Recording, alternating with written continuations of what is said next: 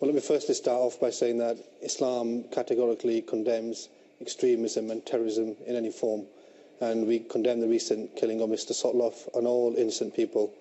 Now, Islam teaches that the purpose of punishment is reformation. Now, to reform people, you should do that with kindness and love. Now, if people exceed the bounds of decency and do not reform themselves with love and compassion, then firmer measures can take place. It's within a government's right, if people do not reform themselves, to take harsher and adopt harsher measures. Those measures can be adopted by the country and the government.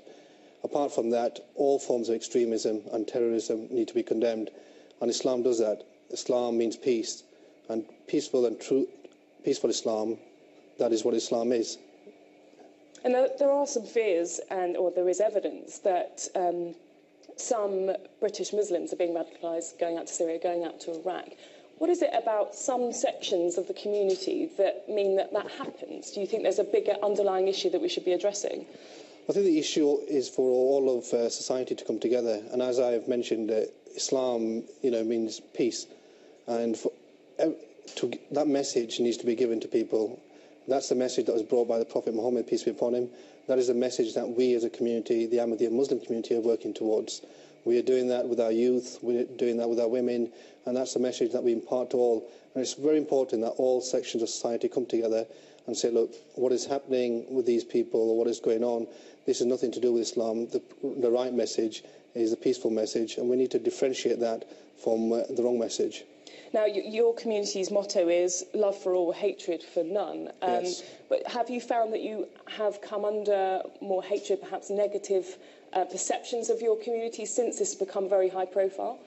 Well, the Ahmadiyya Muslim community was established in 1889 by Hazrat Mirza Ghulam Ahmad, who claimed to be the awaited Messiah, awaited by all religions. His message was quite simple.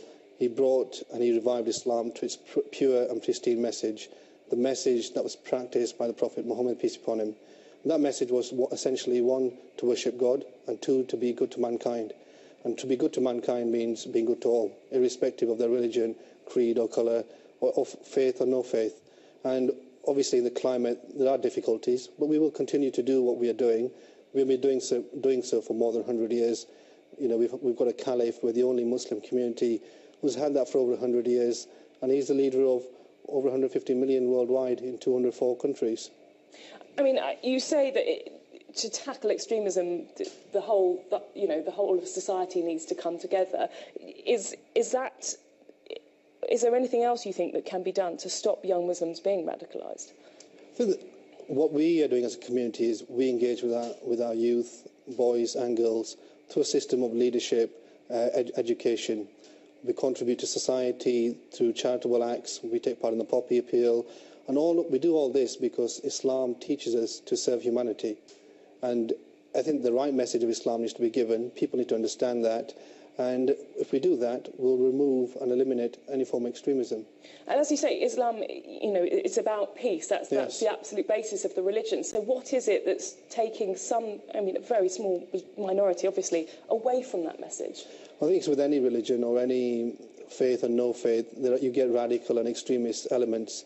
You get people who capitalise on that. And the same thing is happening now. You get people who are trying to do that, which is why it's essential that the right message is given, the true and peaceful message given. Like you said, Islam means peace. That is what essentially we do. And we live up to that with our motto, love for all, hatred for none.